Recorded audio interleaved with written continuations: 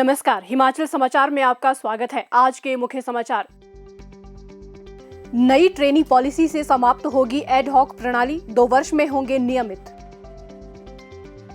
2 वर्ष के बाद सेवा समाप्त करने का प्रावधान नहीं। मुख्यमंत्री ने बस दुर्घटना में 7 लोगों की मृत्यु पर किया शोक व्यक्त। हरित ऊर्जा राज्य के लक्ष्य की ओर बढ़ता हिमाचल। राजीव गांधी स्वरोजगार स्टार्टअप योजना के तहत राज्य के युवाओं को ई टैक्सी खरीद के लिए 50% सब्सिडी का दिया जा रहा है लाभ। कामगार कल्याण के लिए संवेदनशील प्रदेश सरकार। प्रदेश में कामगारों को 5 करोड़ 30 लाख रुपए से अधिक के वित्तीय लाभ किए गए प्रदान। और अब समाचार विस्तार से। सरकार के एक प्रवक्ता ने आज स्पष्ट किया कि नई ट्रेनी पॉलिसी का उद्देश्य संबंधित विभागों के कामकाज को अधिक सहज, दक्ष और कार्यकुशल बनाना है। उन्होंने कहा कि पहले अनुबंध कर्मचारियों को नियमित करने की अवधि एड हॉक और उस समय की सरकार के निर्णय पर निर्भर करती थी। नियमितीकरण की ये अवधि कभी 8 वर्ष तो कभी 2 वर्ष के बीच रही है। इस नई नीति का उद्देश्य एड हॉक प्रणाली को खत्म करना और नियुक्त किए गए कर्मचारियों को 2 वर्ष के बाद नियमित करना है। यही इस नीति का सबसे बड़ा योगदान है। नई पॉलिसी में 2 वर्ष के बाद किसी भी प्रशिक्षु की सेवा समाप्ति का कोई प्रावधान नहीं है। इस नीति के बारे में कुछ नेता भ्रम फैला रहे हैं। उनसे ये पूछा जाना चाहिए कि हिमाचल के युवाओं की नियमित भर्ती का जो स्रोत अग्निवीर योजना में था, वे पूरी तरह से बंद कैसे हो गया है। साथ ही वे ये भी बताएं कि उन युवाओं के भविष्य को लेकर क्या योजनाएं बनाई जा रही है जिन्हें 23 वर्ष की उम्र में सेवा से बाहर कर दिया जाएगा। ये नीति युवाओं के हित में तैयार की गई है और इसके अधिकतर प्रावधान पुरानी अनुबंध नीति के अनुरूप ही हैं।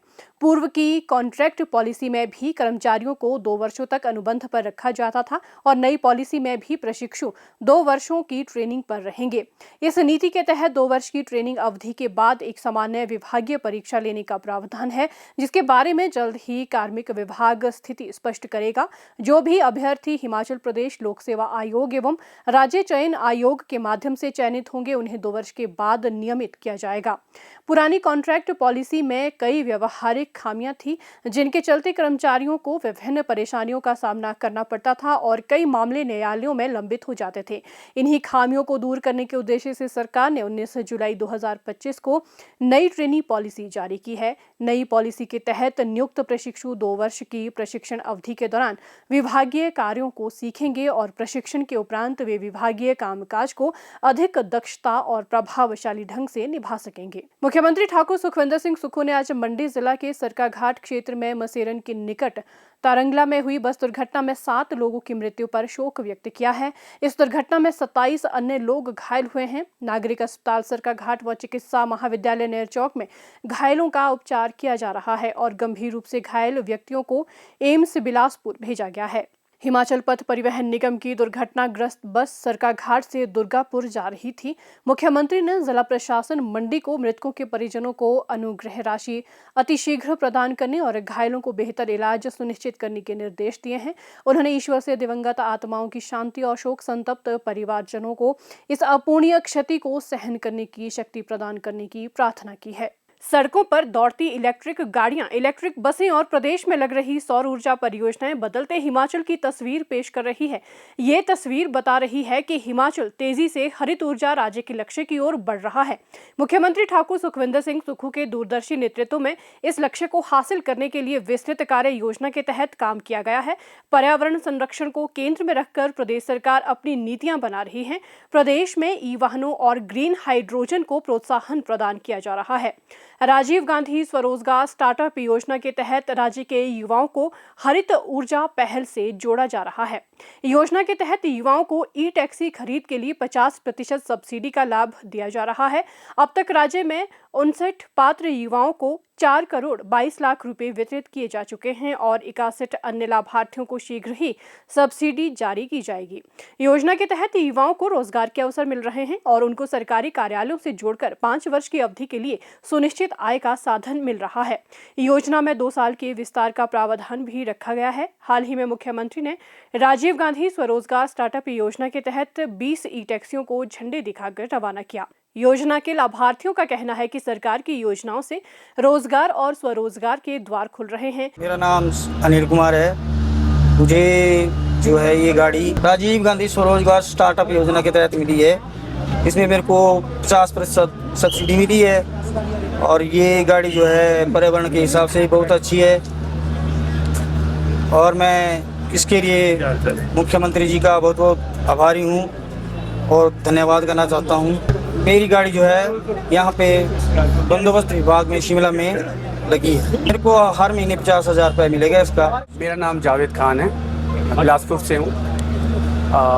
मेरी गाड़ी जो ई व्हीकल है वो राजीव गांधी स्वरोजगार स्टार्टअप योजना में HP state load dispatch centre में लगी है, जिसमें मुझे सरकार की तरफ से 50% सब्सिडी मिली है और जो गाड़ी की कॉस्ट थी वो 14,50,000 थी, तो जिसमें 10% हमने दिया है और ये ई टैक्सी जो है ये सरकार की योजना में डिपार्टमेंट में अटैच हो गई है और उसमें हमें मंथली 55,000 रुपये मिल रहा है और हम इसका CM साहब का बहुत ही आभार पूर्वक धन्यवाद करते हैं। मेरा नाम मनीष कुमार है। ये व्हीकल जो मुख्यमंत्री साहब द्वारा जो एक योजना चलाई गई है, ई व्हीकल वाला जो ई टैक्सी राजीव गांधी स्वरोजगार स्टार्टअप योजना के तहत, तो उसके लिए हम सब लोग आज यहाँ पे इकट्ठे हुए हैं और हम धन्यवाद करते हैं मुख्यमंत्री साहब का कि उन्होंने हमारे बेरोजगार युवाओं के लिए इस तरह की योजना लाई है। इसमें बहुत बहुत धन्यवाद करते हैं श्रम विभाग का भी, जिन्होंने हमारा पूरा सहयोग किया है, और जितने भी हमारे साथी भाई लोग हैं उनका भी, जो सब लोग जिन्होंने गाड़ियाँ ली हैं और वे सभी सरकारी विभाग में अटैच हैं। तो इसके लिए हम इस तरह की योजनाओं के लिए हम धन्यवाद करते हैं मुख्यमंत्री साहब का कि उन्होंने साथ में हमें रोज़गार के साथ साथ 50% सब्सिडी भी दी है। इसके लिए भी हम धन्यवाद करते हैं, क्योंकि ये एक ऐसी योजना है जो कि हमारे पर्यावरण के लिए और साथ में युवाओं को रोज़गार के लिए, और बहुत ही हम धन्यवाद करते हैं। स्वास्थ्य क्षेत्र में भी हरित पहल को अपनाया जा रहा है। इस दिशा में प्रदेश के 8 जिलों में ई स्कूटरों को तैनात किया गया है। इनके माध्यम से HIV, STI, TB और हेपेटाइटिस से ग्रसित मरीजों को दवाइयां, जांच और परामर्श की बेहतर सुविधा उपलब्ध करवाई जाएगी। आत्मनिर्भर हिमाचल के निर्माण में प्रदेश का श्रम बल अपना बहुमूल्य योगदान दे रहा है। हिमाचल प्रदेश भवन एवं अन्य सन्निर्माण कामगार कल्याण बोर्ड 14 कल्याणकारी योजनाओं के तहत पात्र कामगारों को वित्तीय लाभ दे रहा है। वित्त वर्ष 2025-26 के दौरान अब तक 5,30,81,946 रुपए के वित्तीय लाभ प्रदान किए जा चुके हैं। बोर्ड की कल्याणकारी योजनाओं से 4,73,126 कामगारों के जीवन स्तर में सुधार हो रहा है। वर्ष 2025-26 में अब तक 5,247 कामगारों का पंजीकरण किया गया है। पंजीकृत कामगारों में 70,863 कामगारों की E-KYC हिम परिवार पोर्टल के माध्यम से की जा चुकी है और वर्ष 2025-26 में 12,559 कामगारों की E-KYC की गई हैं। योजनाओं को अधिक प्रभावी तरीके से पात्र लाभार्थियों तक पहुंचाने के लिए बोर्ड द्वारा हर जिला में समय समय पर जागरूकता कार्यक्रम और शिविरों का आयोजन किया जा रहा है। बोर्ड में पंजीकृत अविवाहित लाभार्थी के विवाह के लिए 51,000 रुपए और कामगार के 2 बच्चों के विवाह के लिए प्रति बच्चा 51,000 रुपए की वित्तीय सहायता दी जाती है। इसके अतिरिक्त कामगार की 2 बेटियों के जन्म पर प्रति बेटी 51,000 रुपए की FD की जाती है। बोर्ड में पंजीकृत लाभार्थी के दिव्यांग बच्चों की देखभाल के लिए हर वर्ष 20,000 रुपए की राशि प्रदान की जाती है। कामगारों के बच्चे शिक्षा से वंचित न रहे, इसलिए उनके बच्चों को हॉस्टल में रहने पर हर वर्ष 15 से 20,000 रुपए प्रदान किए जाते हैं। कामगारों के घर के सपने को साकार करने के लिए मुख्यमंत्री आवास योजना के तहत 1,50,000 रुपए और 2,50,000 रुपए से कम वार्षिक आय वाली विधवा, एकल निराश्रित और दिव्यांग महिला कामगार को 3 लाख रुपए की वित्तीय सहायता दी जाती है। कामगारों के श्रम को सम्मान देते हुए सरकार की योजनाओं से हिमाचल में कामगारों का कल्याण सुनिश्चित हो रहा है। हिमाचल समाचार देखने के लिए सब्सक्राइब करें यूट्यूब चैनल हिमाचल समाचार, लाइक करें Facebook page information and public relations department Himachal Pradesh और CMO हिमाचल। फॉलो करें X @DPRHP और CMO हिमाचल। फॉलो करें इंस्टाग्राम @DIPR हिमाचल और CMO हिमाचल। विजिट करें वेबसाइट www.himachalpr.gov.in। इस अंक में इतना ही। कल फिर होगी मुलाकात। दीजिए इजाजत। नमस्कार।